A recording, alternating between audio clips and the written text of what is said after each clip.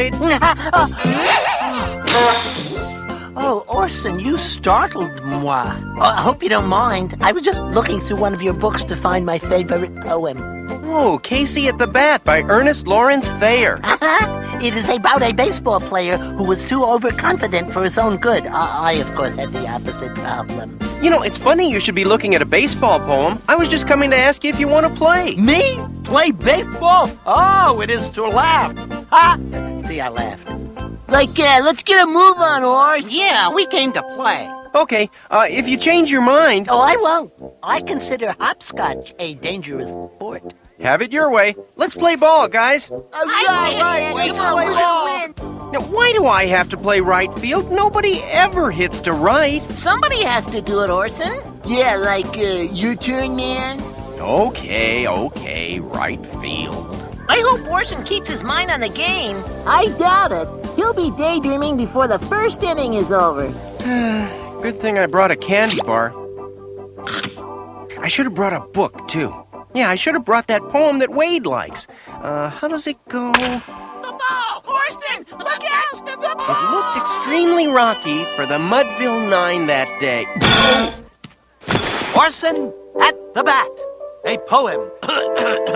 It looked extremely rocky for the Barnyard team that day. The score stood 1-2 zillions with 1 inning left to play. The sheep addressed the home plate, and he gave the swing his all.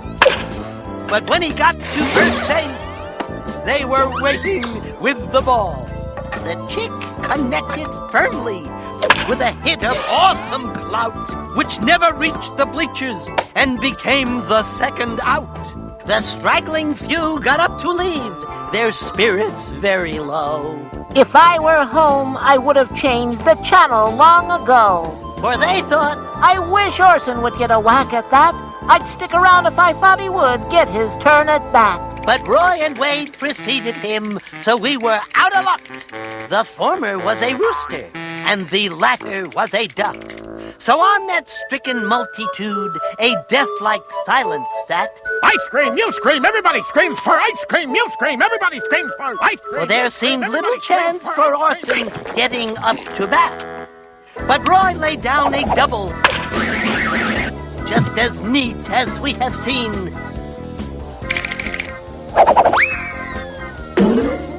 And the craven waterfowl got a single off the beam. And when the dust had lifted, they could look and see the worst. There was Rooster, safe at second, and the duck was hugging first.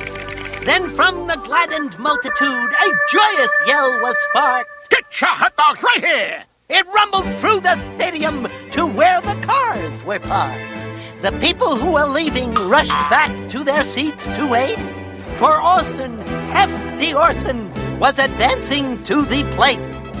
There was cheese in Orson's stomach as he stepped into his place. There was corn in Orson's pocket and a smudge on Orson's face. And when responding to the cheers, he paused to doff his hat. No stranger in the crowd could doubt was Orson at the bat. One pair of eyes was on him as he paused to grab a snack. He finished off his sandwich and he threw away the sack. Then when the portly pitcher ground the ball into his hip, defiance gleamed in Orson's eye, a sneer curled Orson's lip.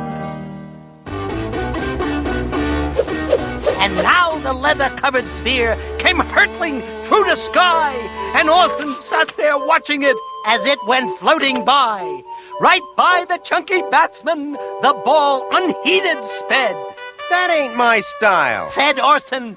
Strike one, the umpire said. From the bleachers where the egg sat, there went up a cry heard far, like the sound of someone purchasing a chocolate ice cream bar. Kill him! Kill the umpire! Someone shouted long and low. But you cannot kill a person on a TV cartoon show. With a pause to eat some chow mein, Orson didn't show a twitch. He signaled to the mound that he was ready for the pitch. The pitcher gave the throw his all, and so the spheroid flew. But Orson still ignored it. and the umpire said, "Strike two." The crowd threw insults, calling him a cocky tub of lard. They were so mad at Orson that they junked his baseball card. But then they saw the face of Orson clearly in his prime, and they knew that Orson wouldn't let that ball go by this time. The food is gone from Orson's mouth. His lunch will have to wait. He pounds with cruel vengeance, his bat upon the plate. And now the pitcher holds the ball, and now he lets it go. And now the air is shattered by the force of Orson's blow. Oh, somewhere in this favored land, the light is from the stars. The people turn the ball game off and watch their VCRs. And somewhere sheep are laughing, while a duck will sit and pout. But there's no joy in the barnyard. Stupid Orson has struck out. You should have swung at the first two. Like, you okay? I'm okay, I think. What's the score? 347 to 0. We have the 0. And it's like your turn at bat, man. Leave it to me. I'll save the day. I've learned you have to keep your eye on the ball and give it your maximum effort. Batter up. Let's go.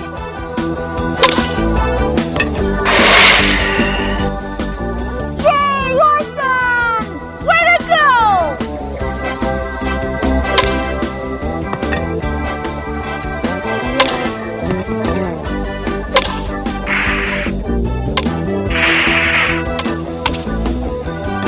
I came by to see how the game was going.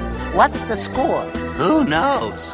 Yeah, like Orson's a one-pig team, man. Oh, somewhere men are laughing, and somewhere children shriek.